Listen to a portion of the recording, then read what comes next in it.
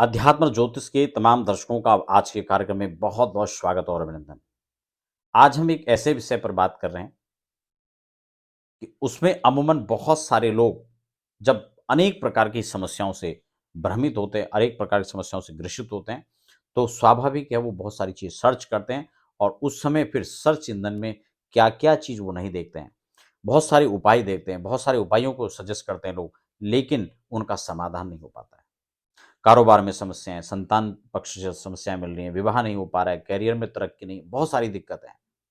आज ऐसे ही उसी समाधान को लेकर मैं आपके साथ चर्चा कर रहा हूँ। नए दर्शक हैं, तो फटाफट चैनल को सब्सक्राइब करके बेल आइकन के साथ आगे बढ़ें।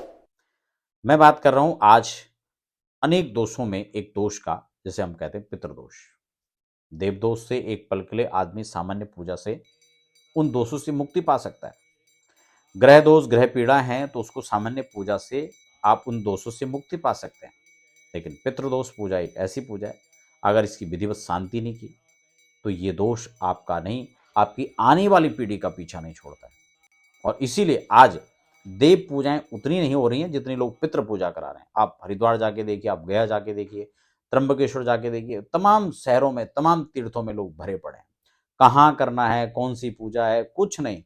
पहुँच जा रहे हैं और लगे पड़े हैं। बस सस्ते में हो जाए, अच्छा हो, इससे कोई मतलब नहीं। और भीड़ लगी पड़ी है, भेड़-चाल लगा पड़ा है। आप ध्यान रखें, पितृदोष से अगर आप निश्चित रूप से अगर आप मुक्ति पाना चाहते हैं, तो मैं जिस बात को आपको बता रहा हूँ, आप उसे नोट कर लीजिए।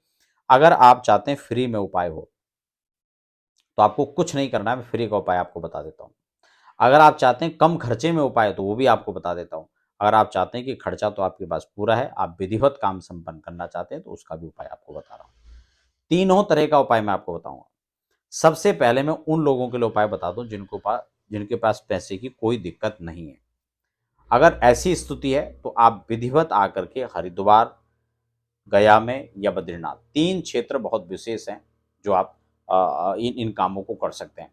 नारायण बलि, त्रिपिंडी श्राद्ध, पितरादि कर्मों के लिए।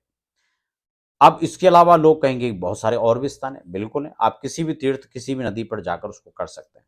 लेकिन कुछ चीज़ें विशेष होती हैं, जैसे कि ब्रह्म क्षेत्र, ब्रह्म कपाल, बद्रीनाथ विशेष है। हरिद्वार में नारायण शिला क्षेत्र विशेष है और गया में भगवान के चरण का जो क्षेत्र माना जाता है, वो वाला क्षेत्र विशेष है, क्योंकि ये मुक्ति से संबंधित जुड़ा हुआ है और भगवान विष्णु मुक्ति के देवता हैं। अब इसमें नारायण बलि, त्रिपिंडी खूब प्रचलन चला, लोगों ने खूब कराया, लेकिन बहुत सारे लोग रिजल्ट मिला, बहुत सारे लोगों नहीं मिला। लेकिन अगर मैं इसकी एक ऐसी स्थिति की बात करूं जिनके पास पैसा है, तो वो इन सारी पूजाओं को कर सकते हैं और इसके साथ भागवत जी का मूल पारायण करवाइए।